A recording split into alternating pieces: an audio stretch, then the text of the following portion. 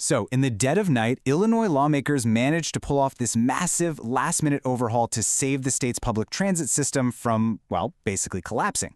It's a wild story of high-stakes deals, old rivalries, and a huge $1.5 billion gamble. But first, just picture this for a second. What if, one day, nearly half the buses and trains that millions of people in Chicago rely on every single day just disappeared? And yeah, this wasn't some hypothetical disaster movie plot.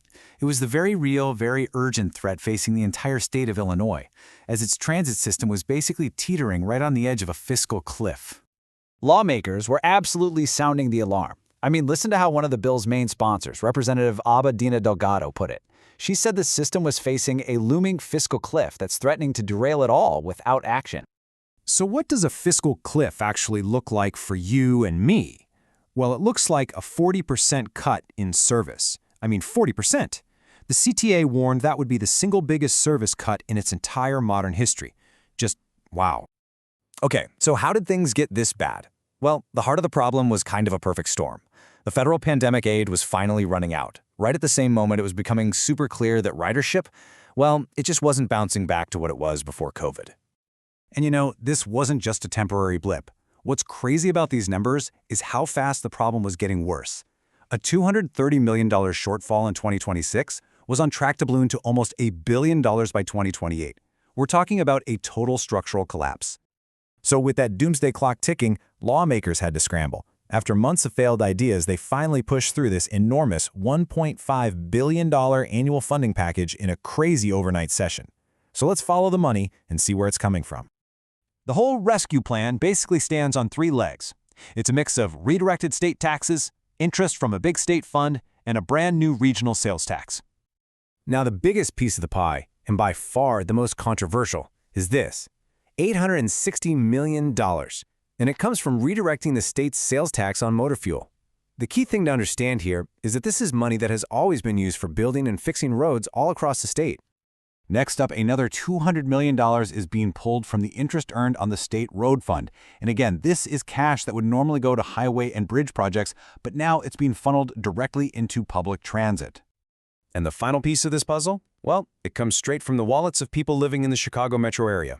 A 0.25% regional sales tax hike is set to bring in another $478 million a year for the system.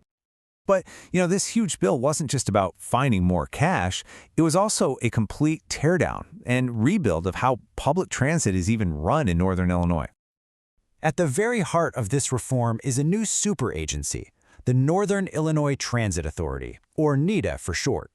It's replacing the old system and putting one single 20-member board in charge of everything: the CTA, Metra, and PACE. All of it. And this new agency, NITA, is going to have a ton of power. The goal is to replace this fragmented, kind of clunky system with one that's actually coordinated. NITA will now settle the fares, sync up schedules, approve the budgets, and even create a new public safety task force and a transit ambassador program for riders. Okay, so a massive funding shift and a whole new governing body. But to get this thing passed, lawmakers had to deal with the oldest political fault line in Illinois.